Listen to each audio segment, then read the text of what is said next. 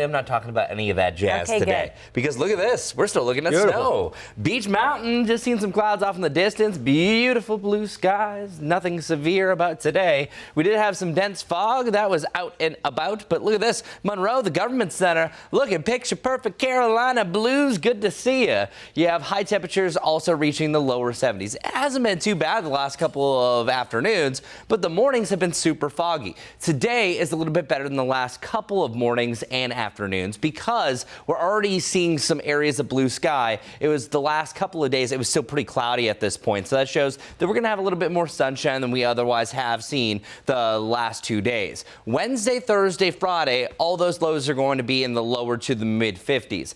Tonight is going to be one of the cooler lows that we're going to have, back to the lower to the mid 40s. And then through the day tomorrow, we start off in the mid 40s, we end game in the lower 70s, but then clouds increase for our next wet weather system. So what's going down? This is going to be a 1-2 punch, but one of those is going to last a little bit longer. So starting on Tuesday evening, we see some rain start to roll in.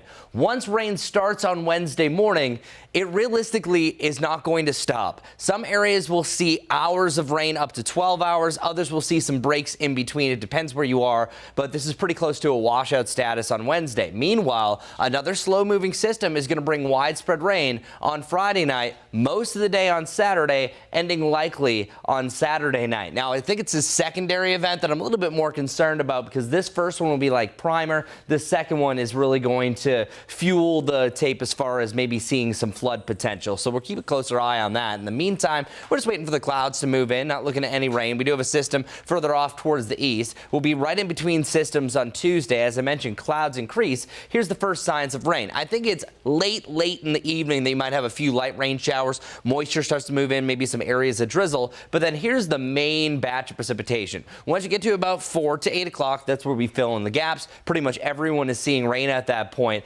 Widespread rain continues. Here's the breakage. I think right around noon that some of us might just have drizzle or a cloudy sky, maybe a little bit of fog in between before we see that final batch that starts to move back in for your Wednesday evening. So maybe don't plan any Wednesday outdoor activities, and then heading into your Thursday, we start to dry out again, and we're still going to be on the warmer side of things. Round 2 of rain. Check it out. A similar scenario. You have another low pressure system that moves in Friday night heading into Saturday. It starts raining and continues to rain for most of the day, and then the backside of this will start to dry out heading into your Sunday. So Sunday is definitely the day to do anything outside. Maybe any indoor activities you've been putting off, that is going to be the day to do it on Saturday. How much rain is going to fall? I think the first situation that we see on Wednesday is about 1 to 2 inches. So up to 2 inches possible there. This model showing our 7-day outlook is showing as high as 3 to 4 inches of rain total. So both easily could bring 1 to 2 inches across the area. Keep that in mind. Also, another big change happens this weekend.